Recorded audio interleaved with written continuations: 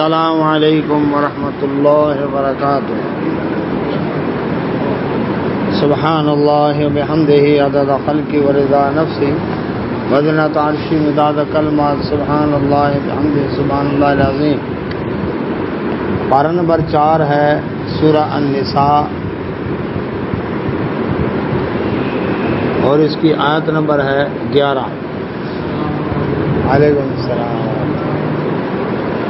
دعا پڑھ لیتے ہیں. اعوذ باللہ من الشیطان الرجیم. رب اشرح لی صدری ویسر لی امری واحلل عقدۃ من لسانی یفقہوا قولی. رب زدنی علما رب یسر ولا تعسر وتمم بالخیر وبک نستعین. اللهم صل على محمد وعلى آل محمد كما صليت على إبراهيم وعلى آل إبراهيم إنك حميد مجيد. اللهم بارك على محمد وعلى آل محمد كما باركت على إبراهيم وعلى آل إبراهيم إنك حميد مجيد. أعوذ بالله من الشيطان الرجيم.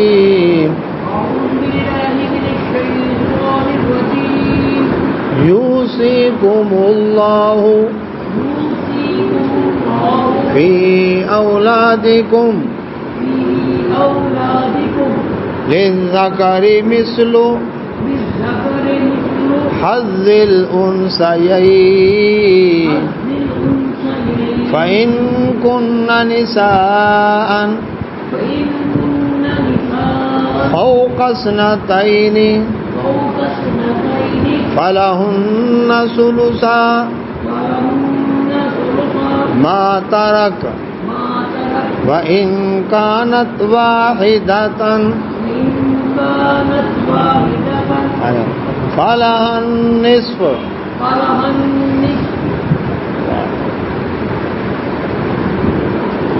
ولأبويه لكل واحد منهما السدس مما ترك إن كان له ولد فإن لم يكن له ولد وورثه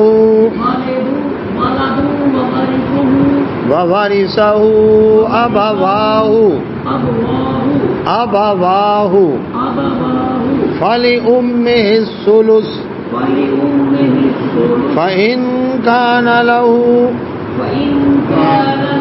إخوة فلأمه السدس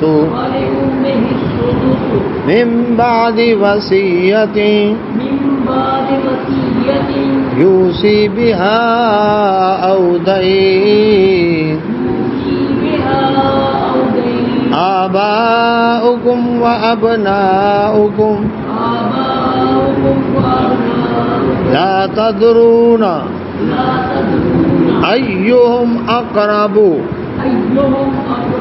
لكم نفعا فريضة من الله إن الله كان عليما حكيما. پارہ نمبر 4 ہے سورہ النساء آیت نمبر 11. اعوذ باللہ من الشیطان الرجیم. یوصیکم آیت نمبر 11. یوصیکم تمہیں وصیت کرتا ہے نصیحت کرتا ہے اللہ تعالیٰ فی اولادکم تمہاری اولاد کے بارے میں. اللہ سبحانہ و تعالیٰ نے ان آیات میں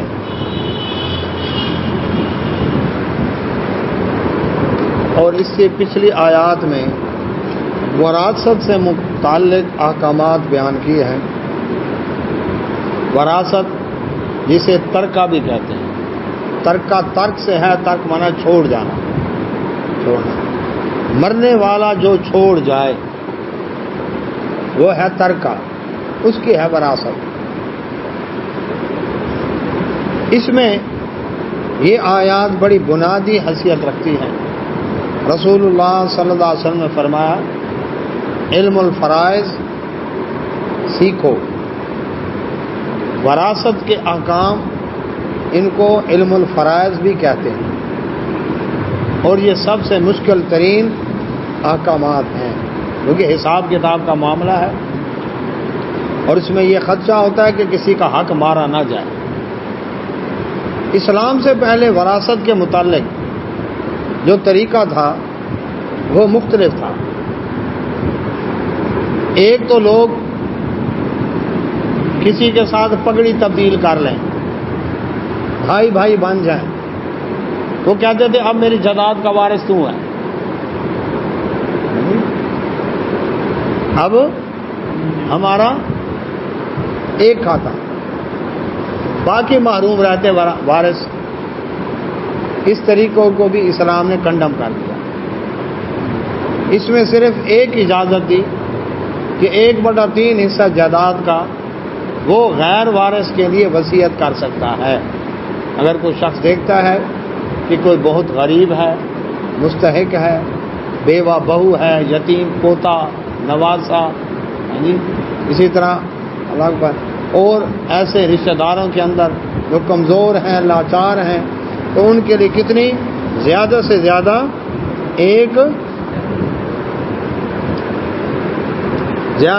1/3 حصہ کر سکتا ہے، اور یہ وصیت ہے بھی غیر وارث کے لیے، وارث کے لیے نہیں کر سکتا۔ نبی صلی اللہ علیہ وسلم فرمایا وارث کا اس میں حصہ نہیں ہے، یہ غیر وارث کے لیے۔ آیت نمبر 11۔ دوسرے نمبر پر جو وراثت کا تھا وہ یہ تھا کہ مرنے والے کی جائیداد بڑا بیٹا لے گا، بیٹیاں بھی محروم، چھوٹے بیٹے بھی محروم۔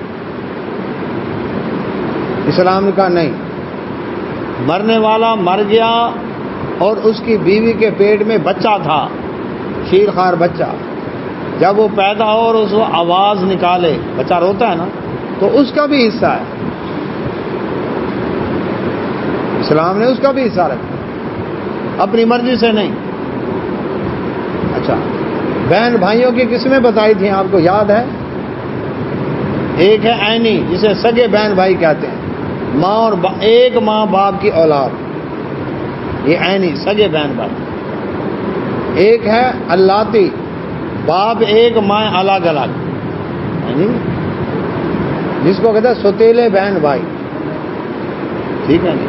تیسرے ہیں اخیافی، ماں ایک باپ الگ الگ۔ ایک عورت کی شادی ہوئی، اولاد ہوئی، خامد فوت ہو گیا یا اس نے طلاق دے دی، اب اس عورت نے دوسری جگہ شادی کی، اب دوسری جگہ شادی کی، وہاں سے بھی اولاد ہے، تو پہلے خامد کی اولاد اور دوسرے خامد کی اولاد آپس میں کیا لگی؟ اخیافی بہن بھائی، ماں کی طرف سے بہن بھائی بنے۔ وعلیکم السلام۔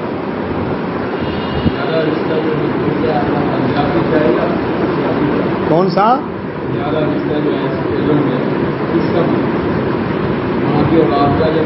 باپ کی اولاد۔ اب اخیافی کا حصہ وہ اپنے باپ کی جائیداد کا حصہ لے گا، سوتیلے باپ کی اولاد جائیداد میں سے حصہ ایک صورت کے اندر اسے ملتا ہے، جبکہ اس کے اپنے اولاد نہ ہو، پھر اس کا اخیافی ملتا ہے، اور اخیافی میں مرد اور عورت کا برابر کا حصہ ہے۔ ہاں جی، اخیافی میں ان کو برابر ملے گا۔ اچھا، اب آ جاتا ہے رضائی بہن بھائی، دودھ والے کا جائیداد میں حصہ ہی نہیں۔ لے پالک، لے کر پالا ہے بچہ، منہ بولا بیٹا بنا ہے، اس کا بھی جائیداد میں سے حصہ نہیں ہے۔ جب حصہ نہیں ہے تو اب دینا چاہے تو کہاں سے دے گا؟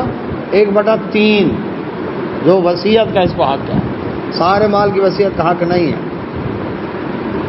تو اب پہلے یہ بتا دیا کہ وراثت پگڑی تبدیل کرنے سے، ویسے کسی کو وارث بنا دیا کہ جی میرا یہ وارث ہے، باقی معروم، یہ طریقہ کینسل۔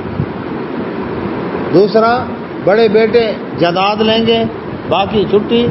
آج بھی ہندوؤں کی طرف سے ایک طریقہ ہمارے پاس ہے کہ باپ کے مرنے کے بعد بڑے بیٹے کے سر پر پگڑی رکھی جاتی ہے، جی مقصد کیا ہے؟ ابھی اس کا حصہ ہے۔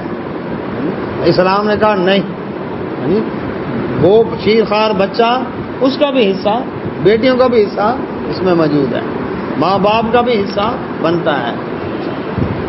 اس کے بعد جو شریعت نے وراثت کے اندر مرد کا ایک حصہ رکھا، عورت کا آدھا رکھا۔ اب اس کے اوپر بڑے تڑپے لوگ، بھی عورت اور مرد تو برابر ہونے چاہیے۔ جی، مرد کے ذمے نان نفقہ ہے، خرچہ وہ کرے گا بیوی کے اوپر، عورت کے ذمے نہیں ہے۔ عورت کے ذمے کما کر کھلانا مرد کو اس کے ذمے نہیں ہے۔ خاوند حق مہر دے گا، کس کو دے گا؟ بیوی تو حق مہر نہیں دیتی خاوند کو، کیوں جی؟ اچھا، تو اب خاوند کے اوپر حق مہر کی ذمہ داری بھی ہے، نان نفقہ کی ذمہ داری بھی ہے، علاج معالجہ اس کا سارا الگ پر، رہائش خوراک استطاعت کے مطابق اس کے ذمہ ہے، خاوند کے ذمہ ہے، عورت کے ذمہ تو نہیں ہے۔ اچھا، اب مرد کو مل رہا حصہ باپ کی طرف سے، اچھا عورت ماں باپ کی طرف سے بھی حصہ لے رہی ہے، خاوند کی طرف سے بھی حصہ لے رہی ہے، مل رہا نا اس کو، اور نان نفقہ اس پر نہیں، اور حق مار بھی دینا نہیں۔ اگر مرد کا برابر اس کا حصہ رکھا جاتا تو ظلم کس پر ہوتا؟ مرد پر ہوتا، حصہ برابر کا، اور حق مہر مرد دے عورت نہ دے، نان نفقہ بھی مرد کے ذمہ، عورت کے ذمہ نہیں ہے، تو کون پیسا؟ تو شریعت نے اللہ اکبر کیا کیا ہے؟ انصاف کیا۔ اچھا، اب اللہ سبحانہ و تعالیٰ نے اس کے اندر پہلی بات یہ ہے، جس طرح مردوں کا حصہ ہے اسی طرح عورتوں کا بھی حصہ ہے۔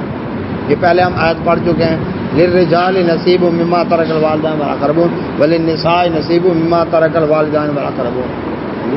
دوسرا یہ کہ چاہے تھوڑا ہو یا زیادہ ہو تقسیم ہوگا، ٹھیک ہے۔ اس کے بعد کیا ہے؟ اللہ سبحانہ و تعالیٰ نے یہاں پر فرمایا یوصیکم اللہ، 11 نمبر ہے، اللہ تمہیں نصیحت کرتا ہے فی اولادکم، تمہاری اولاد کے بارے میں، للذکری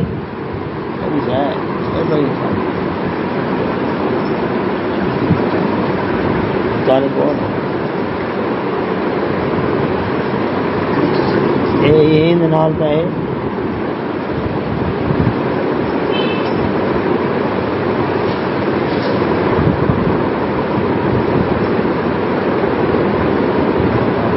جنال تو نہیں دیکھا۔ کیا فرمایا اللہ تعالیٰ نے؟ للذکری، مرد کے لیے، مثلو ایسے ہے، حظ حصہ الانثیین، 2 عورتوں کے برابر۔ مرد کا حصہ کتنے برابر ہے؟ 2 عورتوں کے برابر، یعنی عورت کا آدھا ہو گیا نا۔ فَإِن كُنَّا، پس اگر ہو، نساءً عورتیں، فوق اثنتین، 2 سے زیادہ، 2 یا 2 سے زیادہ عورتیں ہوں، پھر کیا ہوگا؟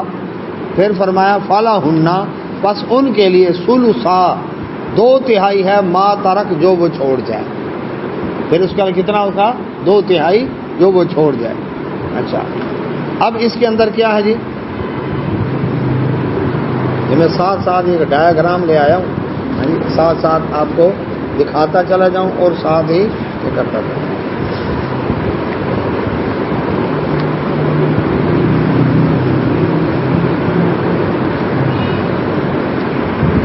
اب یہ جو پہلا ہے جی، پہلا جس پر میری انگلی ہے، یہ گول دائرے کو دیکھنا آپ نے، بس باقی تاریخ نہیں نظر آئے گی۔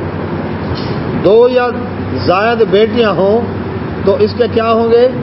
حصے ہوں گے لگ بھگ 2/3، دیکھا نا بنا ہوا ہے 2/3، اور اوپر باقی حصہ باقی ورثاء کا، 2/3 بیٹیوں کا اور باقی ورثاء کا بنے گا، یہ اوپر یہ۔ لیکن آگے فرمایا وَإِن كَانَتْ، اور اگر ہو، واحدتاً، ایک، بیٹی کیا ہے؟ ایک بیٹی ہے، پھر بیٹے نہیں ہیں، فلہا النصف تو اس کا آدھا حصہ ہے. کتنا؟ یہ نیچے والا گول دائرہ، ٹھیک ہے نہیں، تھوڑا سا یہ نیچے والا گول دائرہ، آدھا بیٹی کا، باقی ورثہ کا. اس کے بعد کیا فرمایا والی ابویہ اور والدین کے لیے، لکل واحد ہر ایک، واحد ان میں منہما ان میں سے ہر ایک، باپ اور ماں والدین ہیں، ان میں سے ہر ایک کے لیے کیا ہوگا؟ السدس چھٹا حصہ، مما اس میں سے جو ترکہ چھوڑ گیا، ان کانا اگر ہو لہو اس کے ولد اولاد، مرنے والے کی اولاد ہے اور والدین بھی ہیں. اب والدین میں سے ہر ایک کو کتنا ملے گا؟ چھٹا حصہ. یہ آ گیا، یہ دائرہ، ٹھیک ہے نہیں. اس میں کیا ہے؟ باقی ورثاء کے پاس جائے گا، ماں کو بھی چھٹا حصہ، باپ کو بھی چھٹا حصہ، نہیں جی. اور اس کے بعد باقی جائے گا باقی ورثاء کو. اچھا، اب آگے آ جاتا ہے، ہاں جی، فَإِلَّمْ آ رہا ہے، فَإِلَّمْ بس اگر نہ یکن ہو لہو اس کی ولد اولاد نہیں ہے، وَوَارِثُهُ اور اس کے وارث ہیں ابواہ اس کے والدین، تو فَلِأُمِّهِ پھر اس کی ماں کو ملے گا ثلث تیسرا حصہ، ٹھیک ہے جی. یہ آ گیا، ماں کو تیسرا حصہ ملے گا اور باقی باپ کو اور ورثاء کو ملے گا، ان میں تقسیم ہوگا. ماں کو کتنا ملے گا؟ 1/3 ماں کا، اور باقی یہ کب ہے؟ جب اولاد نہیں ہے. ہاں جی، باپ کو اور باقی ورثاء کو باقی حصے میں وہ شریک ہوں گے. ماں کا تیسرا، ہاں ماں کا تیسرا. اچھا، فَإِنْ كَانَ بس اگر ہو لہو اس کے اخوتن بھائی، ٹھیک ہے، فَلِأُمِّهِ پھر اس کی ماں کو السدس کتنا ملے گا؟ چھٹا حصہ، من بعد اس کے وصیت پوری کی جائے، یوسی بہا اگر اس نے وصیت کی ہے، او دین یا اس کا اگر قرضہ ہے اس کو ادا کرنے کے بعد یہ تقسیم ہوگا. اچھا، اب یہ کیا بتا کہ اگر اس کا بھائی ہے تو پھر کیا ملے گا؟ مرنے والے کا بھائی یا بہن ہو تو خواہ وہ باپ کی طرف سے ہوں یا ماں کی طرف سے ہوں، ان کو کیا ملے گا؟ یعنی چاہے سگے ہوں چاہے سوتیلے ہوں، ان کو کیا ملے گا؟ ماں کو ملے گا 1/6 یعنی سدس، اور باقی کس کو جائے گا؟ باقی ورثاء کے پاس جائے گا حصہ. اب اس کے اندر جو اللہ سبحانہ وتعالی نے فرمایا، یہ جو وراثت کی تقسیم ہوگی، سب سے پہلا اس کا کفن دفن، پھر اس کا قرضہ، پھر اس کی وصیت، اس کو پورا کر کے پھر تقسیم ہوگی. وصیت کو پہلے کہا، کیوں؟ اس لیے کہ قرضہ تو لوگ زبردستی بھی لے لیں گے، وصیت کے بارے میں لوگ کوئی چھپا گیا کو فرمایا نہیں، وصیت بھی ہے، اس کا بھی خیال کرنا. قرضہ وصول کرنا تو لوگ جانتے ہیں، ہاں، لیکن وصیت اس کو دبا جاؤ گے. لہذا کیا ہے؟ وصیت پوری کرنی ہے اور قرضہ ادا کرنا ہے. اچھا، اب اس قرضے میں کیا کیا ہے؟ حق کے مہر اگر بیوی کا نہیں دیا وہ قرضہ ہے، زکوٰۃ اس کی بنتی تھی نہیں دے سکا وہ قرضہ ہے. 2، تیسرا حج کرنا تھا اس نے لیکن موت آ گئی تو حج اس کا طرف سے اس کے وارث کریں گے. کتنے ہو گئے؟ 3. چوتھا کو نظر منت مانی تھی اس نے اور وہ فوت ہو گیا تو وہ بھی قرضے میں ہے. 4. پانچواں کیا ہے؟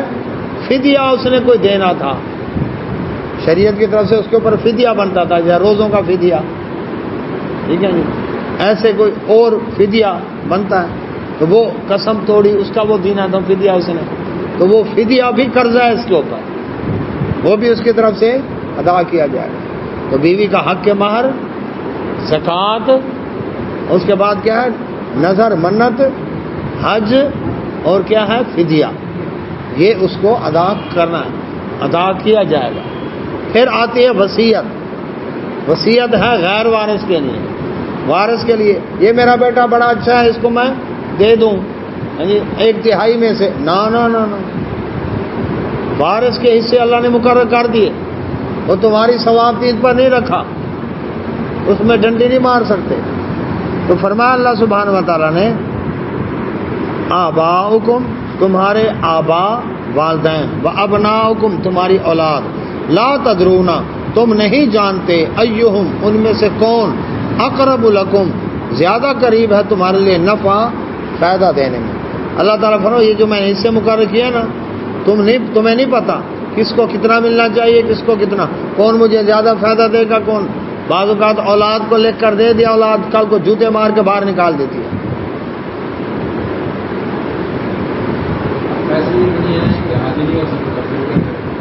جی تو استطاعت ہی نہیں ہے، پھر استطاعت ہی نہیں ہے، استطاعت شرط تھی نا آج کے لیے، اب پھر تقسیم ہوگی، ٹھیک ہے۔ اچھا اب اس کے بعد اگر ورثہ اپنی طرف سے ڈال کر اس میں سے کرنا چاہیں تو کر سکتے ہیں۔ ابھی اس کی نیت تھی، ابھی وہ ایک کمیٹی اور آنی تھی، یا کہیں سے وہ کر کے جوڑ رہا تھا، اکٹھے کر رہا تھا، چلو 2-4 مہینوں کے بعد یا 1 سال کے اندر اس کی رقم پوری ہو جاتی، پھر وہ حج کے لیے چلا جاتا۔ اگر وہ چاہیں تو اس کی طرف سے وہ اپنی طرف سے اس میں ڈال کر سکتے ہیں، نہیں تو پھر وہ بھی تقسیم ہوگا جو حج کے لیے رقم جمع کر رکھی ہے۔ تو اللہ تعالیٰ فرماتے ہیں یہ میں جانتا ہوں، تم نہیں جانتے کہ کون تمہارے لیے زیادہ فائدہ مند۔ اللہ نے اس سے مقرر کر دیے، اس لیے فرمایا فریضۃً، فرض ہے من اللہ، اللہ کی طرف سے یہ فرض، اس لیے اس کو علم الفرائض بھی کہتے ہیں، یہ فرض ہے اللہ کی طرف سے۔ ان اللہ، بے شک اللہ تعالیٰ کان ہے علیماً، جاننے والا، حکیمہ، حکمت والا۔ دنیا کے باقی مذاہب کے اندر عورت کو جداد کا وارث بنایا نہیں گیا، نہ یہودیوں میں نہ عیسائیوں میں۔ یہودیوں میں جب عورت کمائے گی شادی سے پہلے تو وہ سارا کچھ باپ کا، اور شادی کے بعد کمائے گی تو خامد کا۔ ہندوؤں نے کہا جہیز دے تو جداد کا حصہ نہیں دینا، مشرکین تو ویسے دفن کر دیتے تھے زندہ، جداد دینی پڑے گی۔ اور یہاں پر آج کیا ہے، جداد بچانے کی خاطر بیٹیوں کی شادیاں قرآن سے کر دیتے ہیں، امام مہدی سے کر دی، قرآن اس کی گود میں رکھ دیا، دلہن بنایا قرآن، پاس اس کی قرآن سے شادی ہو گئی، اب شادی اور کے ساتھ ہو ہی نہیں سکتی، نکاح ہو گیا قرآن کے ساتھ۔ یہ ظلم کر رہے ہیں آج بھی لوگ، قرآن سے شادی کر دی، کیوں؟ تاکہ جداد نہ دینی پڑے۔ آج بھی کتنے لوگ بہنوں کو حصہ نہیں دیتے، بیٹیوں کو حصہ نہیں دیتے۔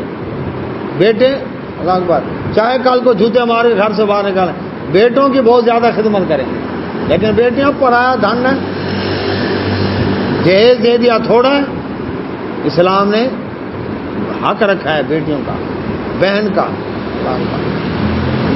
قیامت والدے پوچھ، فریضۃ من اللہ، فرض ہے اللہ کی طرف سے، اور اللہ جانتا ہے کس کو کتنا دینا چاہیے تھا، کون سا، اللہ نے خود اس سے مقرر کر دیے، اس میں کوئی اپنی طرف سے کام زیادہ نہیں کر سکتا۔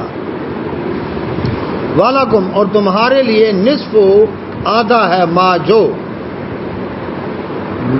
تارا کا چھوڑ جاؤ تم، ازواجکم، تمہاری بیویاں، بیوی فوت ہو گئی، اب اس کے مال میں سے ایک بڑا بیوی فوت ہو گئی، اس کے مال میں سے خاوند کا بھی حصہ ہے۔ اب وہ سنیں کیا فرمایا، علم، اگر نہ، یکن، ہو، لہن، ان کی، ولد، اولاد نہیں ہے، بیوی فوت ہو گئی، اب خاوند کو کتنا ملے گا؟ اللہ اکبر، آدھا ملے گا، بیوی کے ترکے میں سے کتنا ملے گا؟ اگر اولاد نہیں تو کتنا ملے گا؟ آدھا، یہ دائرہ بولے آدھا، ٹھیک ہے، یہ اوپر۔ لیکن فَإِنْ كَانَ، اگر ہو، لہن، ان کی، ولد، اولاد، فَلَكُمْ، پھر تمہارا حصہ ہے الربع چوتھا، مما اس میں سے ترکنا جو وہ عورتیں چھوڑ جائیں، من بعد وصیت بعد وصیت کے، یوسین بہا اگر اس نے کی ہے، او دین یا قرضہ اتارنے کے بعد، پھر کیا ہوگا تمہارا حصہ چوتھا. یہ آ جائیں گے اللہ اکبر. یہ دیکھیں دائرے میں یہ 4 حصے، چوتھا حصہ خامد کا، اگر اولاد ہے پھر خامد کو چوتھا ملے گا، اور باقی ورثاء کا حصہ ہوگا. یہاں بھی وہی ہے، پہلے وصیت اور قرضہ ادا کرنے کے بعد. وَلَهُنَّ اور ان عورتوں کے لیے الربع چوتھا حصہ، مما جو اس میں سے جو ترکتم تم چھوڑ جاؤ. خاوند فوت ہو گیا، عورت کو چوتھا حصہ کب ملے گا؟ علم اگر نہ یکن ہو لکم تمہاری ولد اولاد نہیں ہے، خاوند فوت ہو گیا تو بیوی کو کتنا ملے گا؟ چوتھا حصہ. باقی ورثاء. یہ دیکھیں یہ دائرہ، چوتھا حصہ ملے گا کس کو؟ بیوی کو، اور باقی ورثاء کو ملے گا. فَإِنْ كَانَ بس اگر ہو لکم تمہاری ولد اولاد ہے، ٹھیک ہے نہیں، پھر کیا ہوگا؟ فَلَهُنَّ ان عورتوں کو ملے گا الثُّمُنُ 8واں حصہ، مما اس میں سے جو ترکتم تم چھوڑ گئے، من بعد وصیت بعد وصیت پوری کرنے کے، توصون بہا اگر تم نے کی ہو، او دین یا قرضہ ادا کرنے کے بعد. اللہ اکبر. خاوند فوت ہو گیا، اولاد تھی، اولاد موجود ہے، اب کیا ہوگا؟ بیوی کو 8واں حصہ ملے گا. یہ آگے نیچے باقی ورثاء کے پاس جائے گا. یہ 8واں حصہ بیوی کا، یہ کہتے ہیں اٹھوک، 8واں حصہ باقی ورثاء. وعلیکم السلام. جی پھر آگے مزید تفصیلات ہیں، بہت سی تفصیلات ہیں. ہاں جی بنتا ہے ان کا بھی. وَإِنْ كَانَ اور اگر ہو رجل ایک شخص، یو رسول وارث ہوں اس کے کلالہ کسے کہتے ہیں؟ کلالہ وہ ہے جس کے نہ ماں باپ ہوں. ایک مرد ہے وہ کلالہ ہے. کیا مطلب؟ اس کے ماں باپ بھی نہیں، اولاد بھی نہیں. کہتے اوتر نہ خاطر، چھڑا نہ ماں باپ ہیں نہ ہی آگے اولاد ہے اس کی. اب امراتن یا عورت ہو، اللہ اکبر،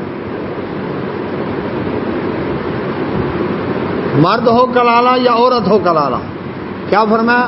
وَلَهُ اور اس کے اخن بھائی ہیں، او اختن بہن، بھائی اور بہن ہیں، ماں باپ بھی نہیں، اولاد بھی نہیں، بھائی بہن ہیں. پھر کیا ہوگا؟ فَلِكُلِّ وَاحِدٍ مِّنْهُمَا ان میں سے ہر ایک کے لیے السدس چھٹا حصہ ہے.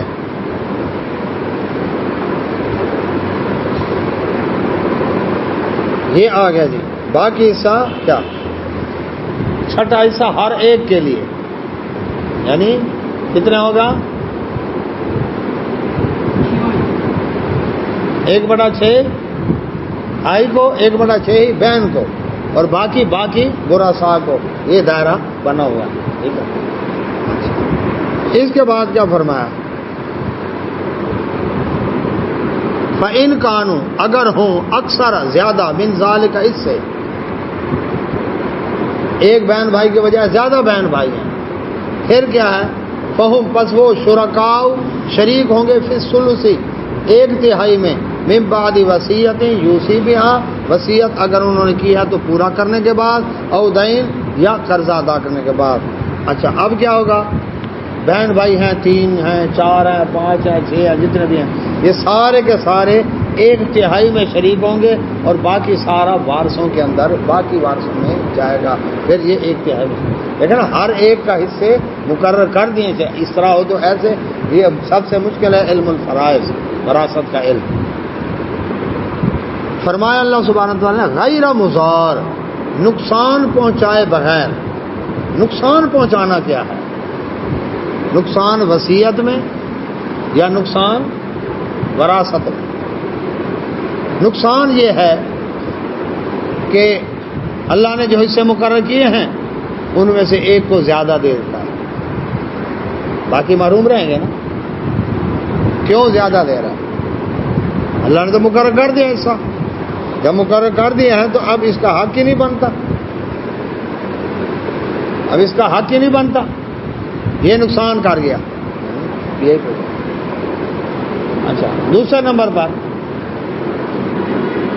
قرضہ اس کے اوپر تھا ہی نہیں، لیکن باقی وارثوں کو محروم کرنے کے لیے کیا گیا، میں نے قرضہ لیا ہوا تاکہ باقی محروم رہیں، یہ بھی نقصان ہے، یہ بھی نہیں کرنا۔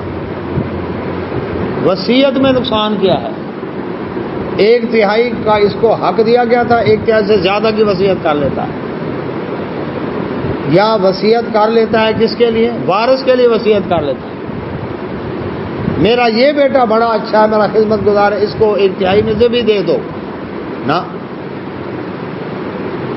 اس نے خدمت کیا تو اپنی نیکی کمائی ہے، باقی ورثاء کا بھی حق ہے۔ اب یہاں پر یہ ہے کہ وصیت پر 1/3 جو وصیت ہے یہ کب ہے، اگر مال ہے وافر، اگر مال ہی تھوڑا ہے پھر وصیت نہ کرے، کیونکہ باقی وارث محروم رہ جائیں گے، ان بیچاروں کے پاس کیا بچے گا، تو اس وقت وصیت نہیں ہے، وصیت ہے جب مال ہے وافر۔ اس لیے فرمایا نا کہ جب ترکہ تقسیم ہو رہا ہے تو اس وقت اگر یتیم، مسکین اور رشتہ دار وہاں پر موجود ہوں تو ان کو بھی کچھ نہ کچھ دو، لیکن یہ کس وقت ہے، جب مال وافر ہے۔ اگر مال تھوڑا ہے تو پھر ہے وَقُولُوا لَهُمْ قَوْلًا مَعْرُوفًا، ان کو اچھے طرح سے بات کر بھائی یتیموں کا مال ہے، تھوڑا سا ہے، اب ہم آپ کو نہیں دے سکتے، ان کو ٹال دو۔ تو اللہ سبحانہ و تعالیٰ فرماتے ہیں غیر مضار، نقصان پہنچائے بغیر، وصیتاً، یہ وصیت ہے من اللہ، اللہ کی طرف سے، اللہ نصیحت کر، یوصیکم اللہ سے بات شروع کی اور وصیت من اللہ پر بات ختم ہو رہی ہے، یہ اللہ تعالیٰ نے خود جب مقرر کر دیے ہیں۔ واللہ، اور اللہ تعالیٰ علیم، جاننے والا ہے، حلیم، بڑا حوصلے والا ہے۔ اللہ تبارک تعالیٰ جانتا ہے کہ کس میں تمہارا فائدہ ہے اور کس میں تمہارا نقصان ہے۔ تو اللہ تعالیٰ نے جب حصے مقرر کر دیے، اچھا یہاں یہ بات کہ زندگی میں اگر باپ دیتا ہے اولاد کو تو بیٹیوں بیٹوں کو برابر دے گا، وہ ہوگا ہبہ، تحفہ، اور اگر دیتا ہے کس کو، حدیث میں ہے ایک شخص آیا اللہ کے نبی صلی اللہ علیہ وسلم، میں نے اپنے ایک بیٹے کو جوڑا دیا کپڑے کا، آپ نے فرمایا تیرے کتنے بیٹے، اتنے، فرمایا کیا سب کو دیا، نہیں، فرمایا دے تو سب کو دے، نہیں تو اس سے بھی واپس لے۔ یہاں پر ایک مسئلہ ضمنی بیان کر دو، اکثر ہوتا ہے کہ شادی کے موقع پر حق کے مہر کے اندر بہو کو سسر جو ہے وہ جائیداد میں سے کوئی حصہ لے کر دیتا ہے، مکان یا اتنا مرلہ یا اتنے گز اس کے نام حق مہر میں، اس میں یہ وضاحت کرنی چاہیے کہ میرے بیٹے کا جو حصہ ہے اس میں سے میں اس کو 2 گز 3 گز یا مرلہ 2 مرلہ یا کنال 2 کنال دے رہا ہوں۔ کیوں؟ بعد میں رولے پڑتے ہم نے دیکھے ہیں، باپ ہو گیا فوت، اب وہ کہتے ہیں جی یہ تو ہمارے ابا نے بہو کو دیا تھا لیکن ہمارا حصہ تو پورا تھا، وہ تیرے حصے میں سے دیا تھا، کہتے نہیں وہ تو اس کو دیا تھا۔ ہاں، اب اس نے غلط کیا نا، اس نے جو دیا ایک کو دیا بہو کو، باقی بہوؤں کو تو نہیں دیا، اب وہ ایک سے واپس ہو جائے گا، اگر تو وہ کرے اس کو جائیداد میں کہ اپنے حصے میں سے، خامد اپنے حصے میں سے، کہ جو ابا کی طرف سے مجھے حصہ ملا ہے اس میں سے میں تو پھر تو ہے ٹھیک، اور اگر کہتے ہیں الگ تو پھر وہ واپس ہوگا، کیونکہ یا تو ساری بہوؤں کو ملے